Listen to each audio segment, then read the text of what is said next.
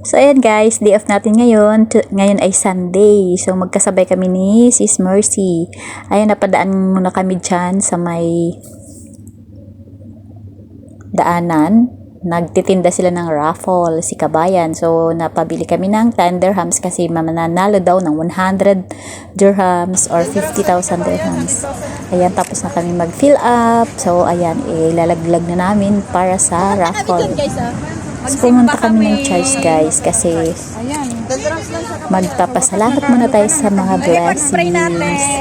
Ayun, pupunta kami dyan malapit sa church. So, dumaan muna kami, nagkumain, nagkape kasi hindi pa nag-almusal ang aking friend. So, ayan na guys, nasa church na tayo. Nagsindi na lang kami ng kandila kasi sobrang daming tao. Hindi ka rin makakonsentrate sa pagsimba. So, ayan, nagsindi kami ng kandila at nagdasal na lamang at umalis na din.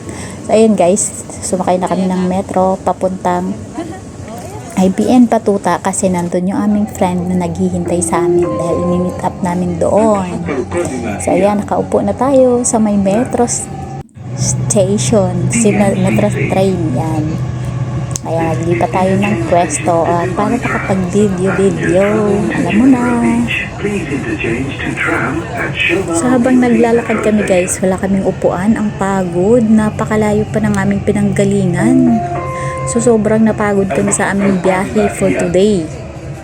For today's day off. Kasi, nag-train kami, walang upuan sa train. At Sunday, ang daming mga pasahero. So, ayan na guys. Bumaba na kami sa Jebel Ali. So, ayun, naghanap muna kami ng CR kasi nasi-CR na talaga ako. Sabi ko, daan muna kami saglit bago pumunta kami ng IBN Batuta. So, pagbaba ng Jebel Ali guys, lilipat kami ng red line. Ayan, nagtatakbo kami kasi naghihintay na yung train para makaabot kami. Ay, tamang-tama po, nakapasok lang kami at nag-close na yung pinto ng train. Kaya, thanks. At hindi na kami naghintay ng matagal. So, ayan. So, andyan na kami sa IBN Batuta. IBN Batuta. Sa may IBN Metro Station. Ayan, baba na kami guys. At maglalakad palabas.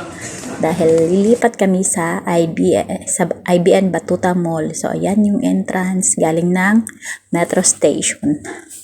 Yan, habang naglalakad kaming dalawa, hinahanap ni Sis Mercy ang kanyang wallet kasi hindi daw niya makita. Hindi naman niya nailabas. So, ayun, nandun lang naman pala. So, ayan, papasok na tayo sa entrance ng IBN Batuta Mall. Ayan guys, yung yung view sa labas.